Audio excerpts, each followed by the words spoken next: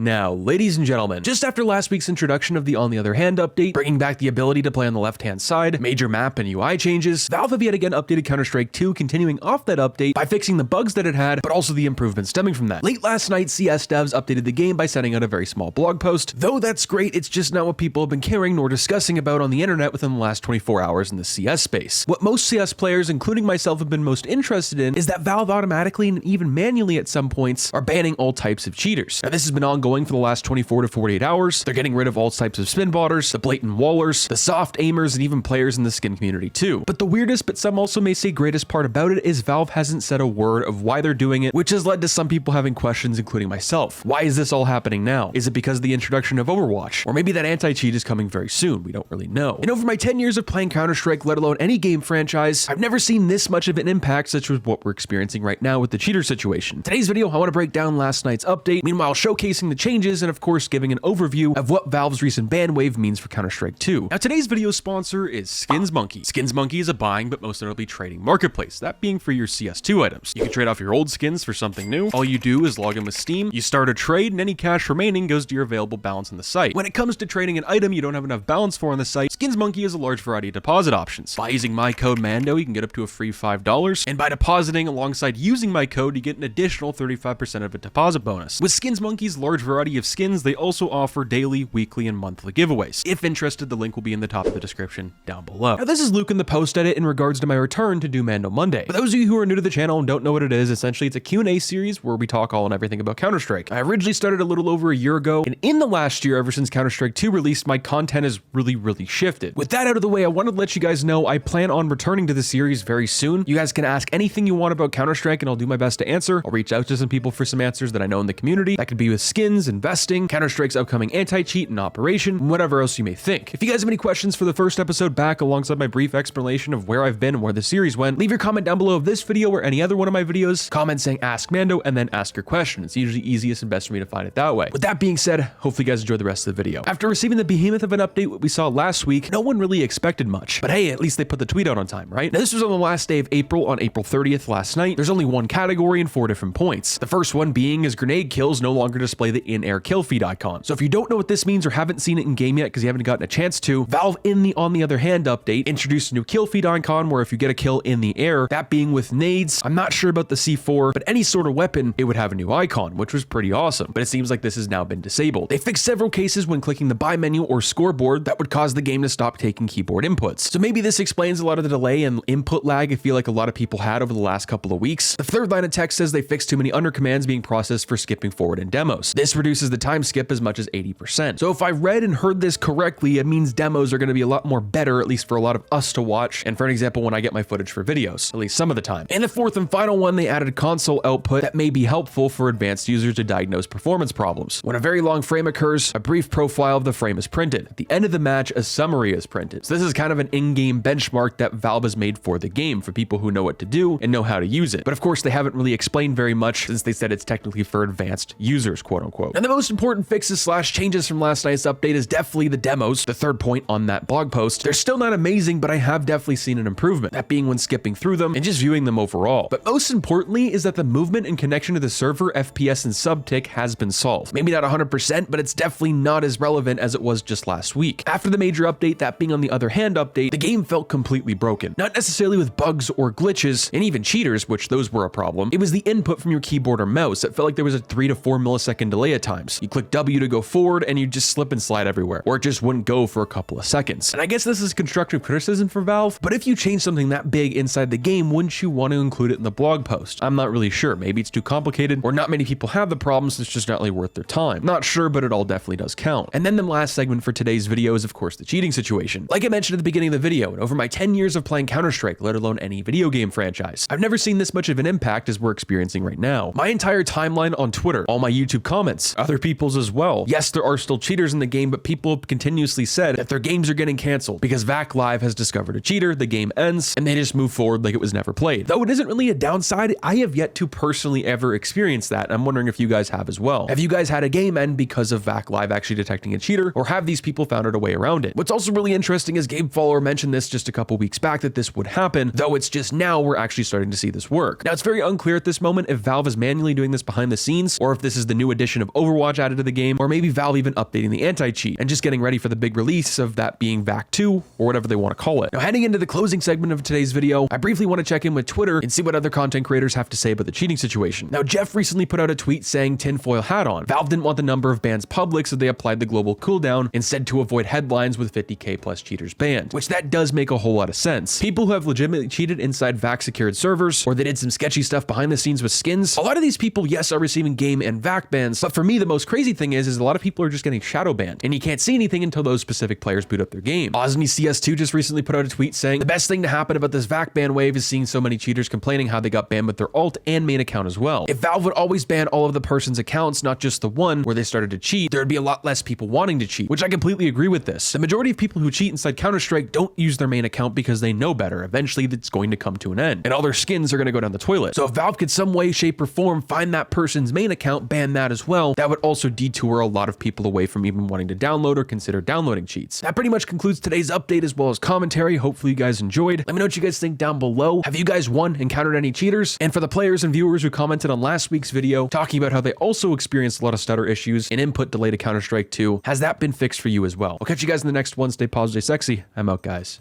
Peace.